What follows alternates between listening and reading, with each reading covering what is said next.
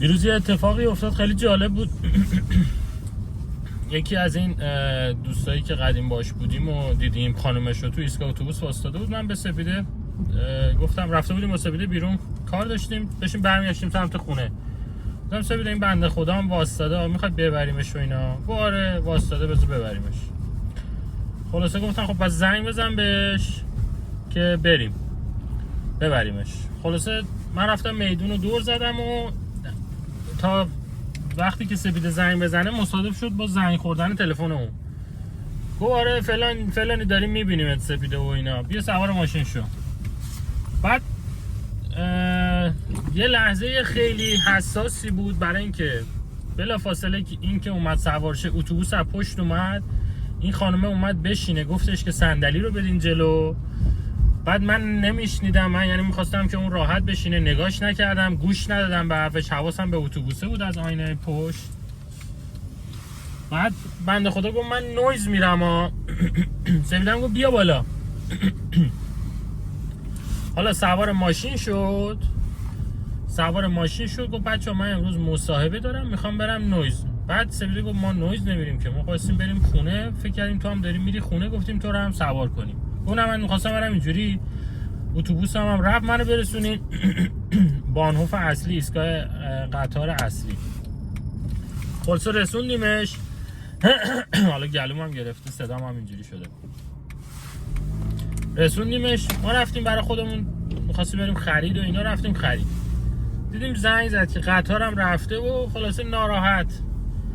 بعد به سپیده گفتم سپیده این سوتی ما بوده، حالا من ندیدم تو نشنیدی، اون گفت میخواد بره نویز دیگه، ما گفتیم بیا بالا. بعد یا باید یا نباید میکردیم، برو خودمون نمی آوردیم، یا الان اگه دیگه نکنیم خیلی دیگه ضایع است، یعنی این بره دیر برسه و فلان و اینا خیلی دیگه افتضاح میشه. خلاصه گفتم زنگ بزن سپیده بهش بگو میریم دیگه میبریمش. ولی خیلی اعصابم خورد بود، خستم بودم، از سر کارم اومده بودم. گفتم حالا مثلا با سپیده میریم خورده کاریه هم تو شهرمون خودمون انجام میدیم و میریم خونه دیگه. بعد از اونم کلاس زبان داشتیم. هیچی آقا، یه رفت آمده ما 1 ساعت طول کشید دیگه، ولی خدا رو شکر حداقل پیام داد که قبول شدم و دیگه به قول معروف مصاحبه موفقیت آمیز بوده و خیلی خوشحال شدیم براش دیگه، دمش گرم. ولی یه وقتایی آدم یه سری کارا رو نظرم باید بکنه دیگه، یعنی اشتباهاتشو باید قبول بکنه، چون اگه واقعا نمی بردیمش خیلی بیشوری بود، خیلی بیشوری و واقعا یعنی تا وقتی که یادش بود، الان این کار ما رو این یادش میمونه، اصلا ما دنبال برگشتش یا جبرانش نیستیم. ولی اگه نمی کردیم من بازم اینم یادش میمون که آقا فلان روز من مصاحبه داشتم، اینا من اومدن سوار کردن دوباره پیاده کردن، با اینکه من بهشون گفته بودم اون قسمتایی که خودش میخواد و بولد میکنه آدم دیگه همیشه دیگه، با اینکه من گفته بودم آقا من نویز میرم، اینا هم گفته بودم بیا بالا، بعد من دوباره انداخته بودم پایین. خلاصه که بردیمش، 20 دقیقه نیم ساعت رفتیم، نیم ساعت هم برگشتیم و بعدش اومدیم خونه دیگه. من به خواب فکر کنم 1 رو 20 دقیقه رسیدم خوابیدیم، بعدم کلاس زبان و دیگه. خلاصه که خیلی خیلی خیلی خیلی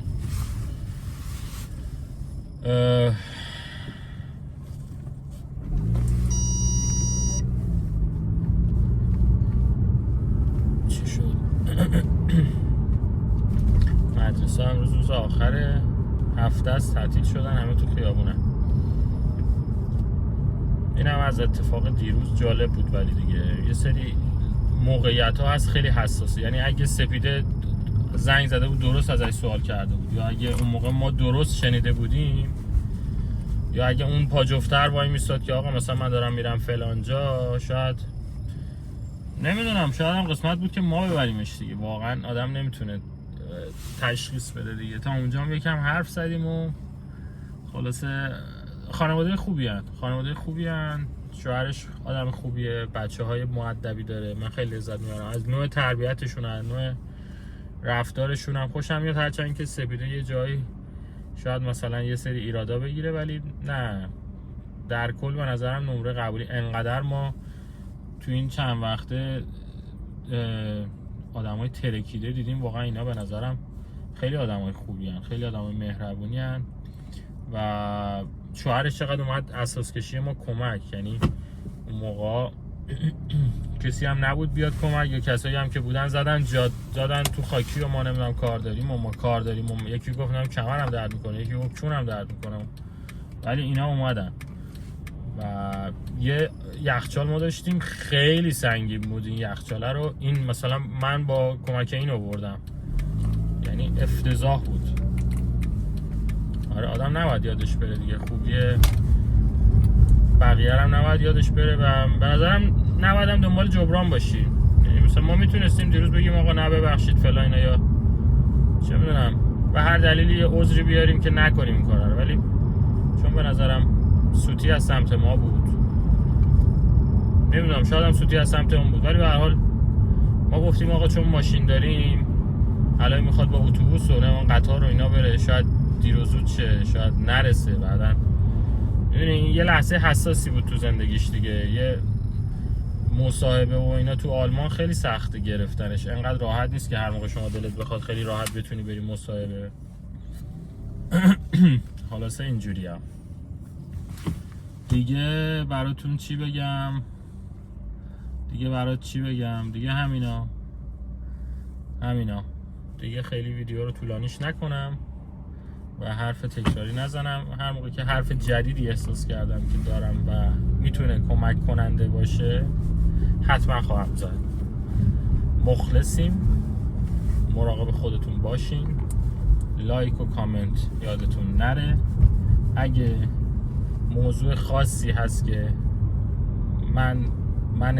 من و سپیده بخوایم در موردش صحبت کنیم و بگین، از این سبک ویدیو اگه دوست دارین بهم بگین، اگه نه نمیدونم هر چی که به ذهنتون میرسه. من بعدم نمیاد اینجوری به هر حال هم حرف زدم هم رانندگی کردم، یعنی هم با هم حرف زدیم هم رانندگی کردم، هم یه سری وقایع روزمره و تجربیاتی که توی لحظه ها برامون اتفاق میفته رو میگیم و میگم و امیدوارم که مفید باشه. یعنی امیدوارم کسی که خوشش بیاد از داستان، این داستانه زندگی ما هم براش جذاب باشه واقعا. آره مخلصیم، مراقب خودتون باشین. فعلا